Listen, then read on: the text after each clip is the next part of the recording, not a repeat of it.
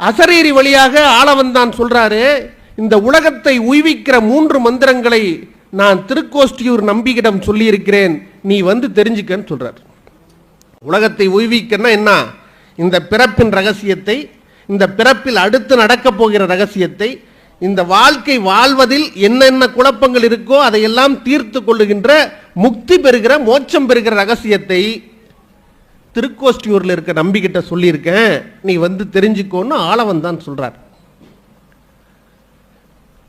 திருச்சிராப்பள்ளியில் இருக்கிற ஸ்ரீரங்கத்திலிருந்து ராமானுஜர் கிளம்பி நடந்து போறார் சிவகங்கைக்கு. ராமானுஜர் அங்கிருந்து போறார்.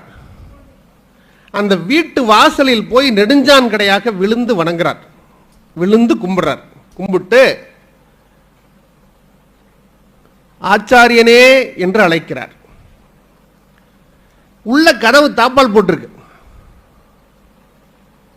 உள்ள இருந்து திருக்கோஷ்டியூர் நம்பி யாரோ ஒருவர் நம்மை தேடி வந்திருக்கிறார் என்பதை தெரிந்து கொண்டு வெளியே வந்து அவருக்கு பதில் சொல்லாம உள்ள இருந்தே பதில் சொன்னாராம். யார் வந்திருக்கீங்க அப்படின்னு கேட்டார். வெளியே நின்று இருக்கிற ராமானுஜர் சொன்னார், நான் ராமானுஜன் வந்திருக்கிறேன் அப்படின்னு சொன்னார். என்னது? நான் ராமானுஜன் வந்திருக்கிறேன். இப்போ என்ன யாரா கேட்டால் யார் வந்திருக்கீங்க? நான் கலையமந்தம் வந்திருக்கேன் அப்படி தானே சொல்ல முடியும், வேற என்னங்க சொல்ல முடியும்? நான் ராமானுஜன் வந்திருக்கேன்னு சொல்லியிருக்கார்.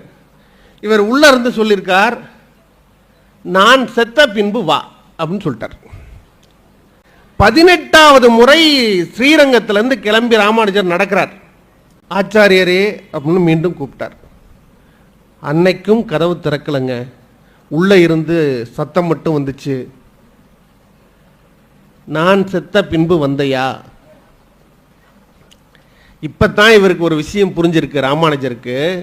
நான் செத்த பின்பு வந்தையான்னு கேட்டது அவர் செத்த பின்பு இல்லை. இவர் சொன்னாரே நான் ராமானுஜன் வந்திருக்கிறேன்னு, அந்த நான் ராமானுஜன் வந்திருக்கிறேன் என்கின்ற வார்த்தையில் சொல்லப்பட்டிருக்கிற பெயர் ராமானுஜம். அது தாங்கி இருக்கிற உடம்புக்குள்ளே இருக்கிற ஒரு உயிர், அந்த உயிர் கொண்டிருக்கிற பற்று, அந்த பற்றின் மீது இருக்கிற பக்தி, அந்த பக்தி கொண்டிருக்க வேண்டிய முக்தி, அந்த முக்தியை அடைந்து விட்டால் ராமானுஜன் மட்டும்தான் இருப்பான். நான் என்கிற வார்த்தை இல்லாமல் போயிடும்.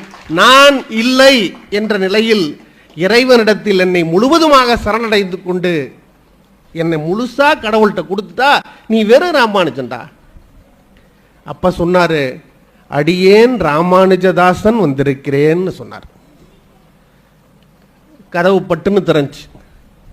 திருக்கோஷ்டியூர் நம்பி வெளியே வந்தார், விழுந்து கும்பிட்டார். உலகத்தை உய்விக்க 3 மந்திரங்கள்.